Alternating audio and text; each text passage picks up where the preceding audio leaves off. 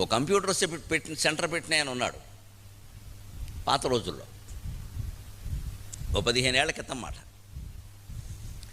ఆయన సెంటర్లో ఓ 50 మంది విద్యార్థులు నేర్చుకుంటున్నారు కంప్యూటర్స్, ఏ ఉద్యోగాలు వస్తాయి. ఆయన కొంచెం మేధావి, కేవలం ఏదో కోచింగ్ ఇచ్చి వెళ్ళిపోయే రకం కాదు, కాస్త సూక్ష్మంగా పరిశీలన చేసే రకం. ఆయన ఒకసారి ఒక బ్యాచ్ వెళ్ళిపోతుంటే వాళ్ళకు పరీక్ష పెట్టాడు. మీకు ఇవాళ శుక్రవారం కదా, మీరు ఎడుతున్నారు, శని ఆదివారాలు సెలవిస్తారు కదా, మళ్ళీ వస్తారు కదా, మీకు నాకు అనుమానం వచ్చింది, కంప్యూటర్ ఆడదా మగదా అని అడిగాడు. మీరు తేల్చి నాకు చెప్పండి అని ఆ పనిని 4 మగాళ్ళకి 4 ఆడవాళ్ళకి అప్పగించాడు. మీరే చెప్పండి నాకు, మీ 4 కొంచెం బాగా పనిచేశారు, తెలివైన వాళ్ళు, మీరు చెప్పండి, కంప్యూటర్ ఆడదా మగదా, కంప్యూటర్ ఏ లింగం,